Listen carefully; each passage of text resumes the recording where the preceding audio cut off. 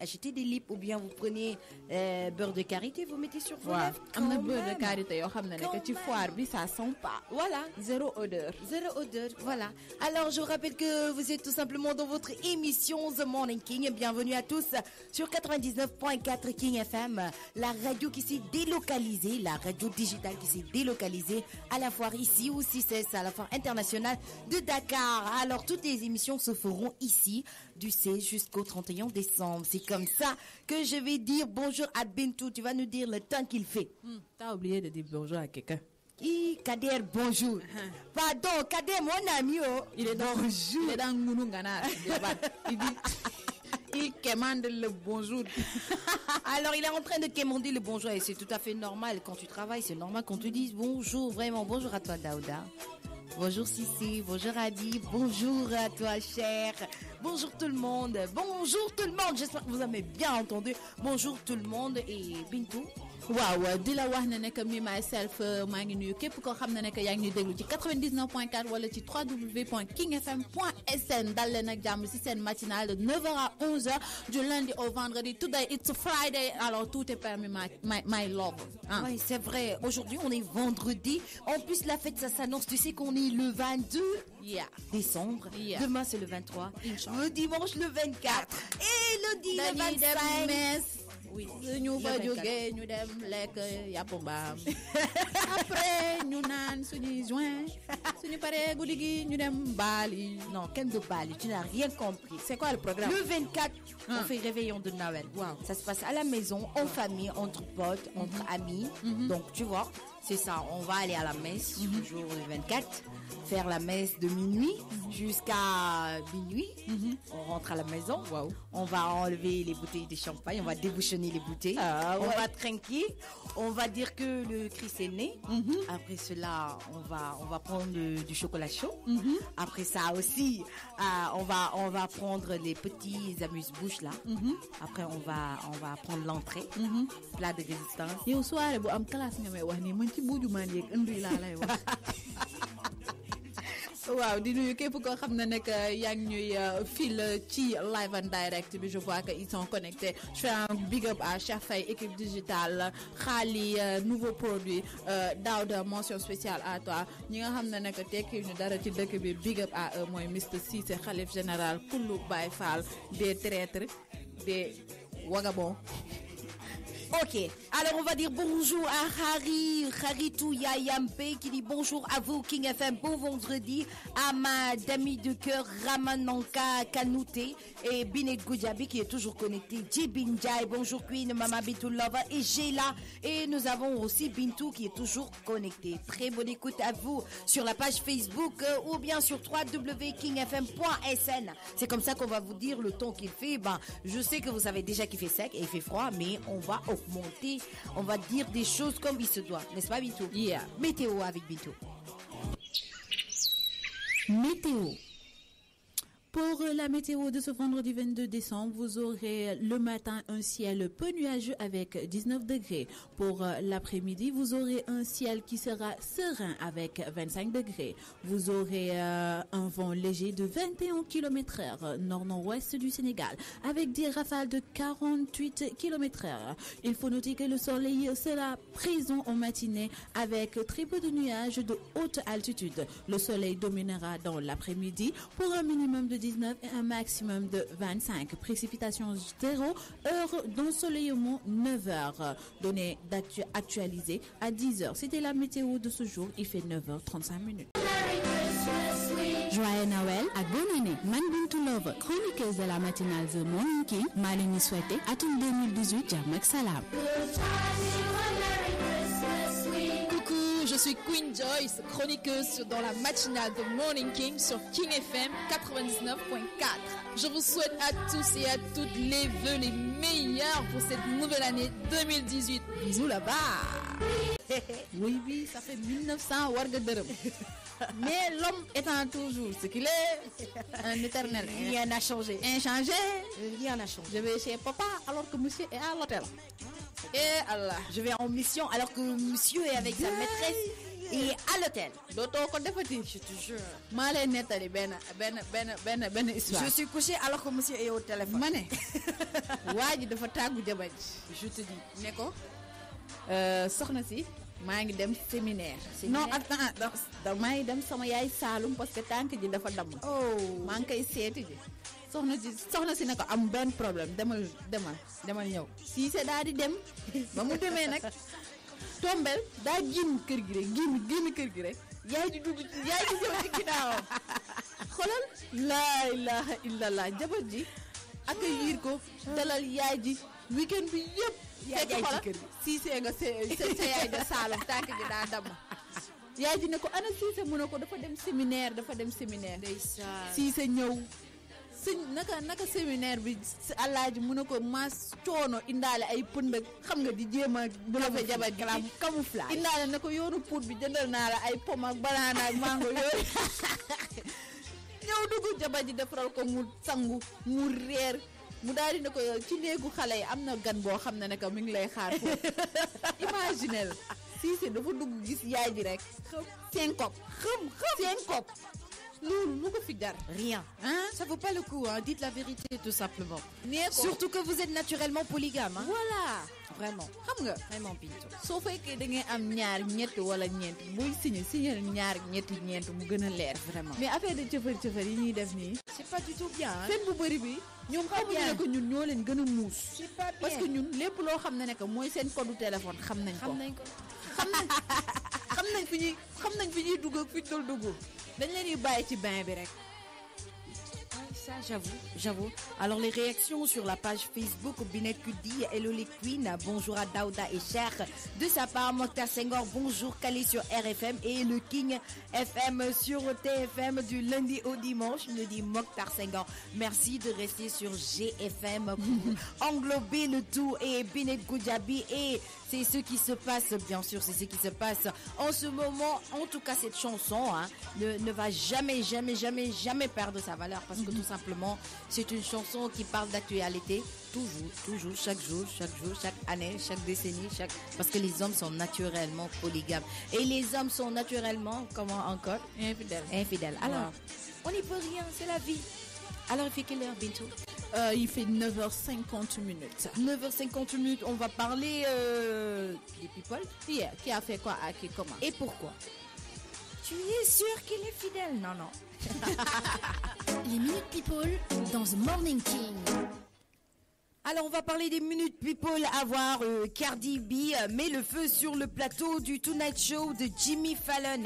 Alors, mercredi soir, Cardi B était l'invité du Tonight Show starring Jimmy Fallon pour une interview exclusive. La rappeuse est donc revenue sur son actu de ces derniers mois avec humour et simplicité. Alors qu'elle se produisait il y a quelques mois sur la scène du mythique talk show américain, la rappeuse Cardi B a de nouveau arpenté la scène du Tonight Show de Jimmy Fallon, cette fois-ci en tant que spécial guest, c'est-à-dire en tant que star. Alors, elle était vêtue d'une tenue verte flashy. La jeune femme de 25 ans s'est prêtée vraiment avec enthousiasme au jeu des questions-réponses de son hôte.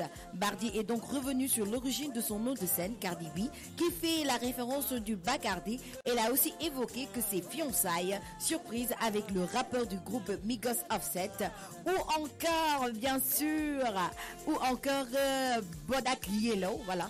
Et elle fait, je l'ai appelé Bartier parce que je ne voulais pas que Cartier me poursuive. Alors quand Jimmy Fallon a évoqué à la sortie de son morceau Bartier Cardi, alors prévu le 22 décembre prochain, la chanteuse a déclaré amusée, je l'ai appelé Bartier parce que je ne voulais pas que Cartier me poursuive, featuring avec Savage OK. Alors spontané et très enjoué, Cardi B nous a offert en 5 minutes d'interview un véritable festival de rire et de bonne humeur. Elle est rappeuse américaine. C'est cool. Tu la connais pas? Non. Non, du tout. Alors, si vous voulez découvrir qui est cette femme, Cardi B, allez sur l'internet, vous l'allez découvrir. C'est une rappeuse. En plus, elle est chaude, la go. Oui. Elle est chaude. Oui, très chaude. Elle est tang, quoi. Tu vois? Je vous rappelle que vous êtes sur King FM, votre émission The Morning King, l'émission de la matinale accompagnée par Bintou, ma sister, ma lover, et moi-même j'ai là pour vous accompagner jusqu'à 10h. Je vous rappelle aussi que nous sommes à la fois 11h. Ah, c'est 11h, oui c'est vrai. Tu vois, on a décalage horaire. Je suis pas quoi. Ah, D'accord, c'est parce qu'on est à la foire qu'on termine à 11h. Voilà. Et si on était à la radio aux Almadies, voilà, là-bas, on allait terminer à 10h. D'accord, on n'est pas sur le même fuseau horaire, d'accord. Il y a décalage horaire de 6h aux Almadies. D'accord, j'ai compris. Merci pour cette précision. Alors, bientôt, on est vendredi. Yeah. On est le 22 décembre. Les fêtes se préparent. Les boutiques. il y a une Shopping. Non, mais attends. Non, mais attends, j'ai fait shopping, moi. Hier. Dis-moi, qu'est-ce que tu as acheté? J'ai fait lèche-vitrine. Tu connais lèche-vitrine? Parce que Alice, là, il n'y en a pas. Alors, j'ai fait lèche-vitrine. J'ai fait comme ça ma langue. Et j'ai léché toutes les vitrines. Où et où? Quand? Comment? Hier, j'étais en ville. Avant d'aller en ville, j'étais ici d'abord à la foire. Voilà. Mais comme ici à la foire, il n'y a pas de vitrine, j'ai fait lèche comment dirais-je, pavillon. Machallah, dañoo teg en plein air ay mousse ay lu nekk Voilà. nit. Donc j'ai fait lèche pavillon. Après lèche pavillon, j'ai voyagé, je suis partie en ville. Et quand je suis partie en ville là, Il y avait quoi là-bas? il y avait tout. Belles chaussures, beaux sacs, des bijoux. Oui. Pardon, T'as acheté? j'ai acheté des chaussures seulement. Où? À Classe, tu connais Classe? Ah, je connais. Voilà, c'est là-bas que j'ai acheté mes chaussures. C'est joli, hein? Trop joli même. De belles trucs. J'espère que c'est pas cher. Non, c'est pas cher, seulement à combien? 15 000. 15 000. Oui, tu as de belles talons. Vraiment. Faut aller acheter là-bas, je C'est pas sais. cher. Mais après, je fais partie la boutique là qui vend des chaussures à 150 000 là. Mais il faut qu'on amène Tata Fatim quoi. Pour qu'elle nous achète ça. Mais Bintou, qu'est-ce qu'il y a? À 9h55 minutes maa ngi def benn big up ki nga xam ne nekk mooy Ezo Thiam le londonien Cheikh Tidiane Leye Binet Goudiaby. Mais je te remplace, je fais des quelques secondes de mytho à ta place aujourd'hui, c'est c'était vendredi. 5 minutes mytho de Gela. D'accord, merci. Vous allez bien? Vous venez d'où, de Paris? Vous n'avez pas froid? Non, du tout, elle n'a pas froid. Et puis, elle n'a pas froid. Oui, elle n'a même pas petit froid même sur son corps. Pour le sol. Débardeur. Elle n'a même pas froid. waaw seetlu si de xam nga la dañuy jaay yéen célibataires yi vous n'avez pas le choix foog ngeen wane seeni atu pour que xale góor yi remarqué leen. Of course. Arrête de faire la différence. Arrête de faire la différence, Bintou, là. Tu sais que moi aussi, je suis la deuxième femme de Monsieur Diallo. Donc tais-toi. Cissé m'a donné comme deuxième femme à Diallo Yeri. ni Pape Cheikh di wax yow moom del solu ni chupome les mariés s'habillent comme des chupome et les célibataires s'habillent Comme des quoi? Des carottes. taille fine xoolal toq zipp toq débardeur jéegalul seddaay bi. Non mais attends, Fanny Poupa, il nous chante mannequin. Mais attends, la chérie n'aime pas faire des mouvements. Ma chérie, elle parle doucement. Mais c'est quoi son problème? Les mannequins, c'est quoi leur problème? Non, genre bu waxee mannequin c'est peut-être pour spécifier li nga xam ne ne que moom lay gis ci jigéen. Style ou jigéen bu muy wëgg mooy mannequin. Mais am na ay mannequin de kii yu ronde. am na mannequin grande taille comme moi. Toi aussi, regarde. am na mannequin Attends, obèse. je défile, voilà. am na mannequin maigre façon mannequin bu nekk am na. Ça Merci. dépend des hommes. am na góor yoo xam ne ne que seen mannequin mooy jigéen yi nga xam ne ne que dañoo ay triple jeeg lañu tu vois. Donc mais li mu wax c'est très important jigéen tu dois parler doucement tu dois marcher doucement tu dois être discrète classe. Voilà. Mannequin. Alors Bintou, qu'est-ce que tu nous réserves aujourd'hui à 10h 15 minutes. 15 minutes, tu vas nous parler santé. Waaw, santé bien. Santé. Voilà. On va parler des 5 façons de se protéger du froid. Du froid. Waaw. Et comment éviter les lèvres mooy yu xari. Ouais, mais... seddaay bi métti na da ngay dugg ci kaar xam man kaar laay jël à tata. am na ñoo xam ne que démb lañ sang bu ñu yeewoo dañuy xaw a tardé dañuy fàtte diw. wala nga gis ne que taayee nañ sax sërëm seen kanam bi boo yeewoo maanaam boo nalawee ba yuut bi fi muy wàcc. Bintou, arrête Bintou. Tu es en train de désoler les gars, hein, les auditeurs, les internautes. Mais qu'est-ce qu'ils racontent comme ça? C'est la vie, c'est la réalité. xoolal laase yeeg ñandaxi yeeg yëpp. Prenez le soin, au moins si vous ne lavez pas, prenez le soin de mettre de l'eau sur votre visage. Merci. Quand même. Merci. Hein? Sécurité ba pare. Sécurité. dee leen def Les limon aisselles. waaw limon si seen pokotaan yi. Il faut mettre du citron. waaw boo amulee parfum wala nga def si poudre c'est très Attends, important. ça c'est pas une bonne excuse hein, de ne pas avoir de parfum parce qu'il y a à tous les prix tu peux avoir un parfum. Non, am na Vraiment. ñoo xam ne À que tous les sincèrement prix. du ñu am xaalis nag. Non, mais attends, il y a des parfums même à 500. Qu'on se dise la vérité. Donc, c'est pas une excuse, quoi. J'ai pas d'argent, c'est pour ça que j'ai pas acheté de parfum. Ça fait partie du bien-être. Donc, 500 francs, tu peux sentir bon. Donc, arrêtons, s'il te plaît. am na parfum yoo xam ne nag buñ ko fi defee mooy kiki 44 comme ni ko suñu maam yi da waxee da lay romb rek nga syncope. Non, mais c'est pas grave. De toute façon, que tu ne sentes pas l'odeur des égoureks, c'est bon. Hein. Ok, jingle santé bien-être. Doucement, ma chérie. N'aime pas les mouvements. Les petites minutes santé. Donc, minutes santé. Par temps froid, on peut être victime de gélure ou même d'hypothermie. Mais on peut aussi prévenir ce genre de situation. Voici comment. La meilleure façon d'apprécier l'hiver est de sortir pour profiter au maximum des activités qu'elle offre. Ski, patinage, glissade, etc. Attention toutefois, les doigts qu'on ne sent plus ou les frissons qui nous parcourent peuvent être des signes de gélure ou d'hyperthermie. Comment se protéger du froid?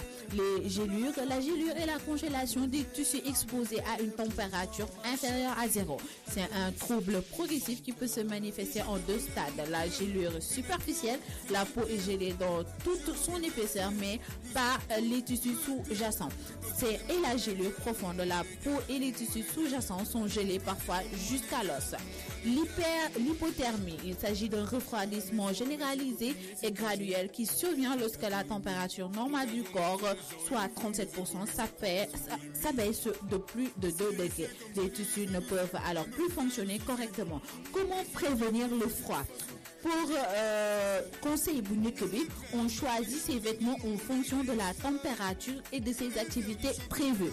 Très important parce que seddaay bi bu jotee, je me dis que comme xale bu jigéen bi nga xam ne nekk xale jigéen yi moom nañuy solo jupe yu gàtt ak débardeur yi, c'est pas adéquat pour li nga xam ne nekk mooy moment bi dafa ngelaw te dafa sedd, mun nga ci am ay courant d'air wala yeneen feebar.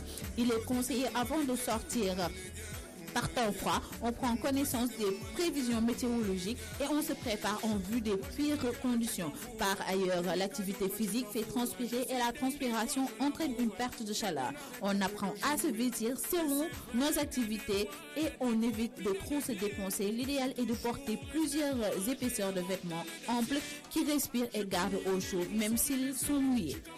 Deuxième conseil du moins, on reste au sec. Le fait d'être mouillé est l'une des principales causes de la perte de chaleur et de l'hypothermie. S'il y a de la pluie ou de la neige sont prévus, on apporte un vêtement imperméable. Si on n'a pas de vêtements de pluie, on se met à l'abri avant qu'il pleuve ou qu'il neige. Troisième conseil du moins, on reste en sécurité. Il vaut mieux éviter de passer trop longtemps à l'extérieur par grand froid. Si on est à l'extérieur et en compagnie d'autres personnes, on peut surveiller les signes de trouble dus au froid chez nos compagnons, à savoir les peaux blanches et cirrhures dans le cas de gélure, frissons ou grelottements. Quatrième conseil du mois, il faut s'alimenter bien. On apporte des aliments riches en énergie tels que des raisins secs, des fruits séchés, des noix et des céréales. Wow, des friandises. On n'oublie pas d'apporter suffisamment de liquide pour prévenir la déshydratation. Et le dernier conseil, on génère de la chaleur. Le meilleur moyen de générer plus de chaleur est d'utiliser les grands muscles du corps, à savoir ceux des jambes, des fesses et des bras. On peut courir sur place, fléchir les genoux ou balancer les bras. Pendant le réchauffement, on garde fermé le col et les poignets de nos vêtements pour empêcher l'air chaud de s'échapper. Enfin, on n'oublie pas que le corps a besoin d'énergie pendant l'exercice. Ainsi, on veille à boire et à manger régulièrement. Vous l'avez compris, ce qu'il faut faire pendant cette période de froid, Bintou l'a énuméré. Et oui, Bintou, tu as oublié quelque chose. Tu sais qu'en période de froid, il faut faire des accolades. Viens, je te fais un gros câlin parce que c'est important, vraiment, en période de froid. Il faut se faire des câlins comme ça. Voilà, ça réchauffe aussi, ça fait partie. Daouda, ne me regarde pas parce que je vais pas te faire un câlin, hein, merci. J'ai parlé à Bintou. Merci. Tu veux pas, mais je t'en donne même pas, t'inquiète. Alors, vous l'avez compris, c'était les quelques minutes santé avec ma sister, ma love, Bintou. On va aller écouter de la bonne musique et puis on va revenir parler du sport, parler encore de découverte, pourquoi pas de journée mondiale. Je vous rappelle qu'on est vendredi et vendredi tout est permis. Je rappelle qu'on est à la foire et King FM s'est délocalisé. Vous êtes sur King FM à 99.4. Et dans The Morning King, votre émission matinale qui se passe en direct comme ça à la foire. Et bien sûr, vous êtes sur 99.4 sur les réseaux sociaux www.kingfm.sn ou bien sur la page Facebook.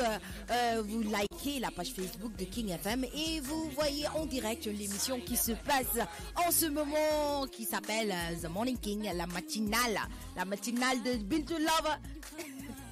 Qui est en train de prendre son petit déjeuner. Bon appétit à toi. Hein? Il faut pas parler ici la bouche pleine, hein? Mais attention à toi. Voilà, alors on va passer au sport rapidement. On va parler de la Ligue 1, bien sûr, qui ne prête qu'aux riches. Ligue 1 cette saison, la Ligue 1 ne couronne que les gros budgets. Les 4 hyperpuissances squattent les premières places et dessinent un championnat à 2 vitesses. Alors la Ligue 1 a enfin son Big Four. L'axe Paris, Lyon, Marseille, Monaco écrase le championnat de France esquissé depuis quelques années. L'ultra-domination des grandes puissances du foot hexagonal prend tout son sens depuis le mois d'août.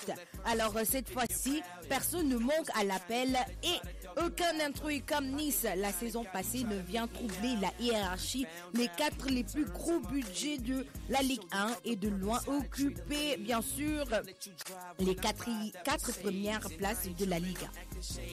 On va tout simplement parler de Michael Beasley et le MVP dont New York a besoin, c'est-à-dire le basketball. Alors le Madison Square Garden s'est trouvé un nouveau héros auteur de 32 points. Cette nuit, le surprenant Michael Beasley a permis aux supporters de New York de savourer le succès des Knicks sur les Celtics.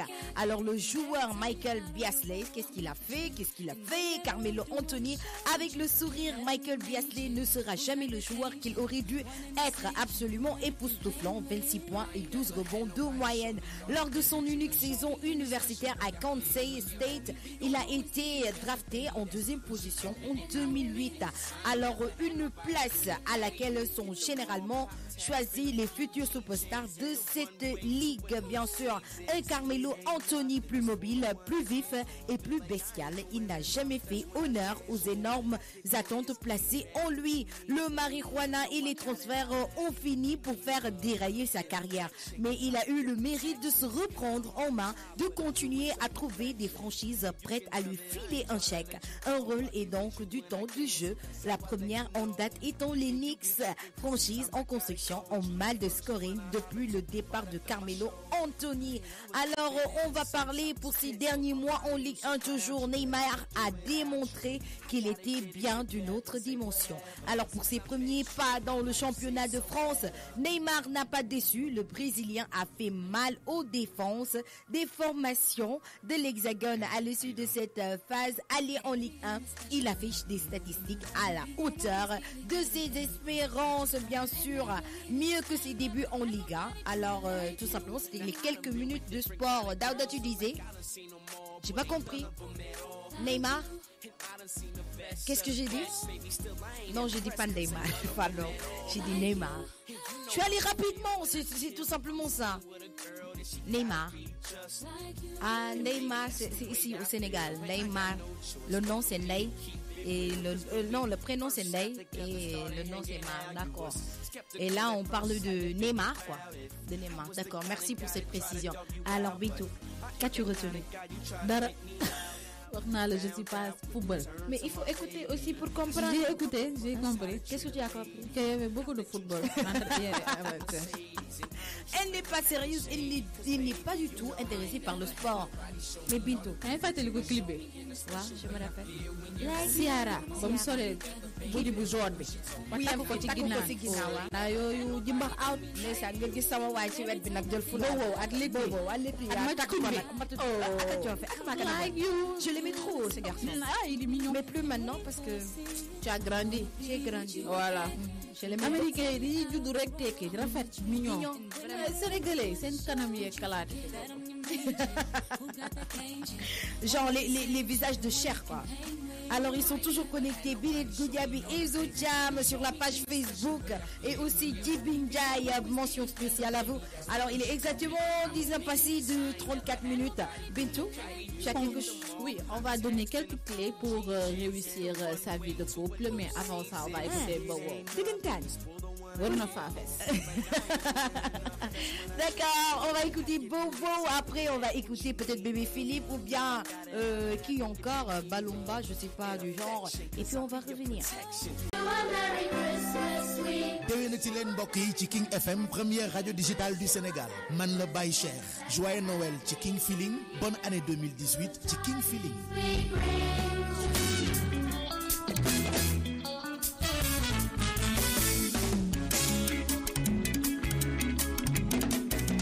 IFM.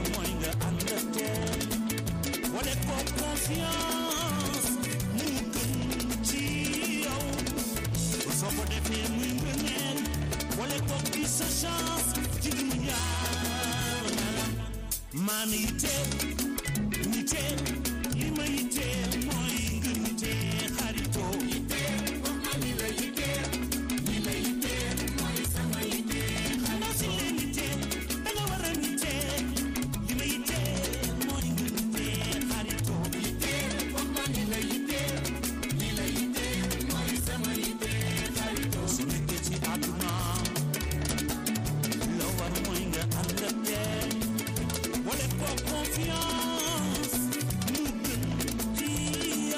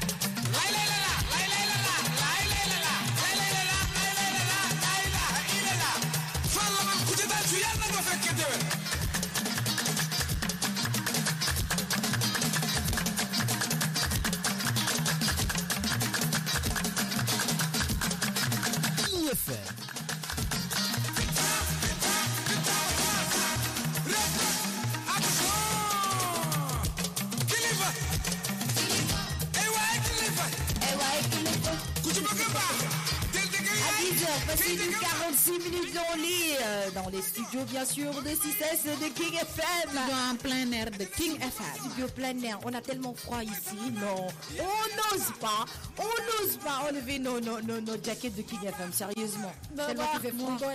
Mais avec l'atterrissage là, on va avoir chaud.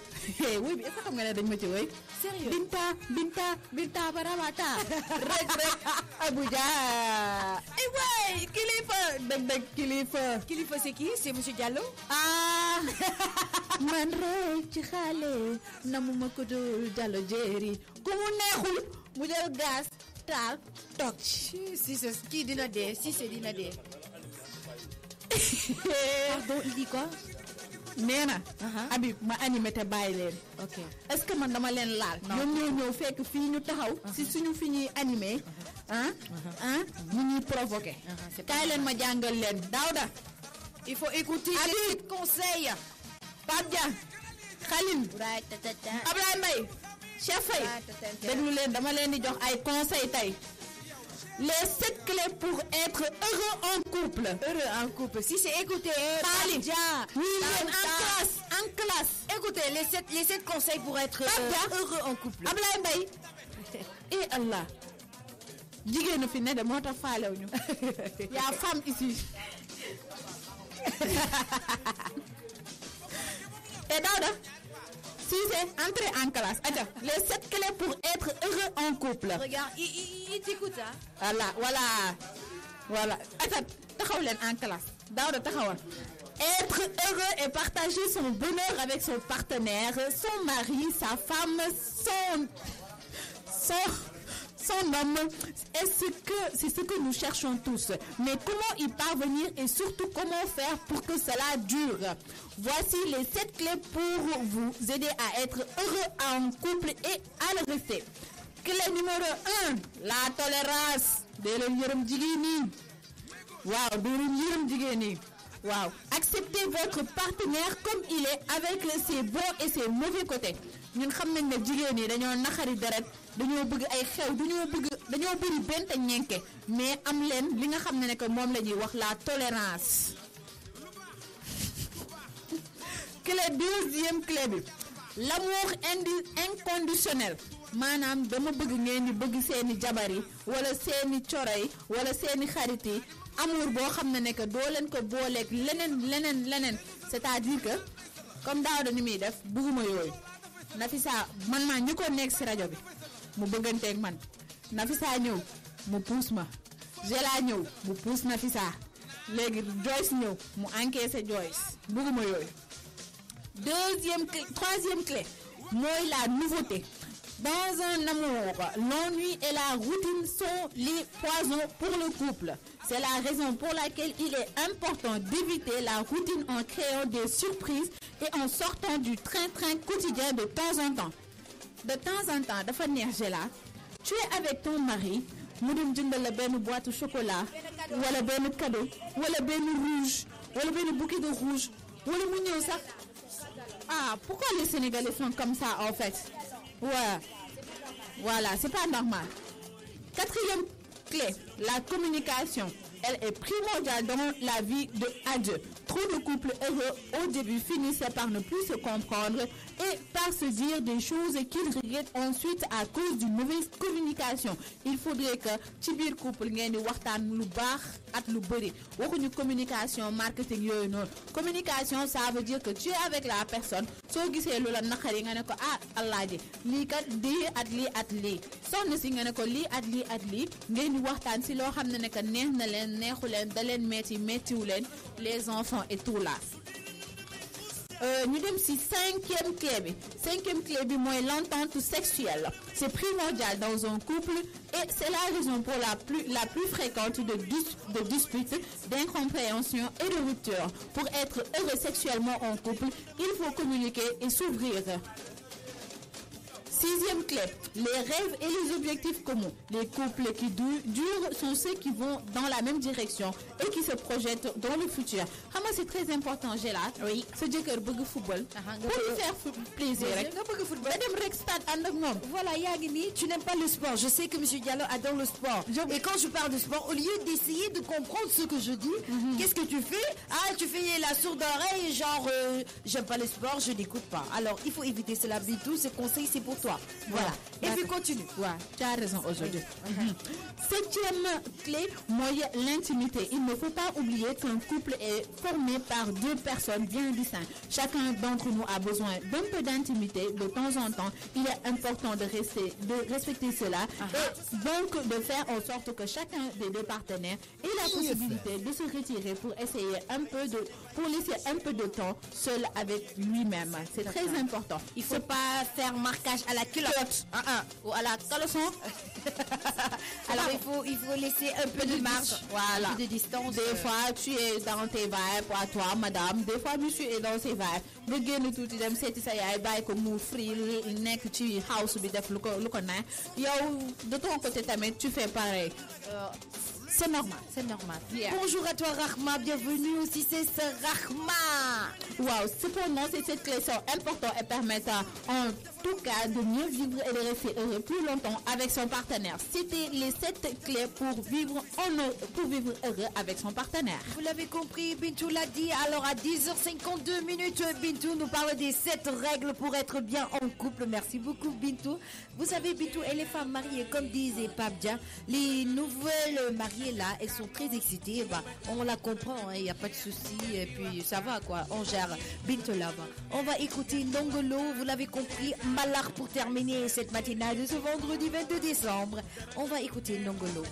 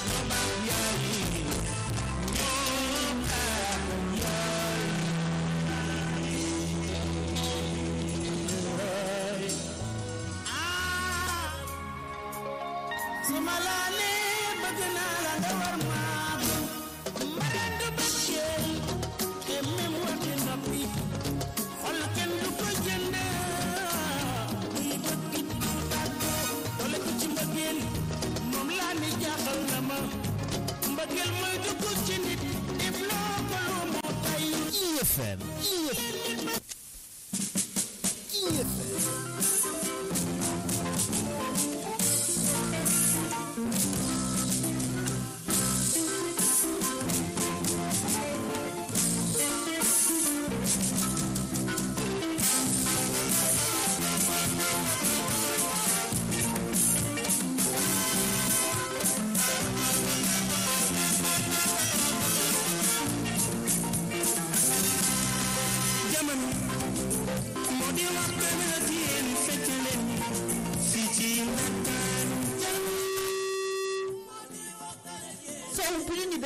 ca bureau ba dinaa wax Tata Fatim li xew fii yëpp waaw parce que am na nit yoo xam ne dañuy dugg suñu émission di yàq émission bi di saboté waaw moo tax tey maa ngi tàggu ñëpp di leen wax ne que amadi inshallah fële ca studio King FM on live and direct le 26 at the King Youssou Ndour dañuy yendoog Youssou Ndour foofu inshallah wax suñu doléance yi bind suñuy cadeau de Noël waaw boole Fatim o li ñu doon def yëpp si biir foire bi waaw man ak Daouda waaw Daouda la ñuy boole Fatim o if you don't understand waaw am musicien pourquoi tu m'as pas dit tout ça là oh calmez-vous waaw man maa ngi tàggu ñëpp di leen wax ne que see you mardi inshallah ci weekend bi fete leen ndànk doucement bu leen abusé te lépp loo xam ne que mooy direct rek di ngeen ko fekk fii ci foire à savoir comédien yi PNG show Coco Jean Jukebox l'international Lisa Georgia di leen wax ne que tey Mam Gob Jazaka at Galas ñoo nar a def direct ci CICES bi ma sarax régisseur bi Cissé parce que nee na ma wax ko en l'antenne. Alors, je l'avais dit au revoir, Bintou Love, merci, c'était The Morning King. On se donne rendez-vous dès mardi au studio, aux Almadies, avec notre très cher Youssou Ndour. Ce sera une répétition, mais bon, allez, au revoir, portez-vous bien et bonne fête de Noël. Joyeux Noël à vous. Avant l'heure, bien sûr. Ciao. King FM. La matinale. King FM 99.4. King FM 99.4.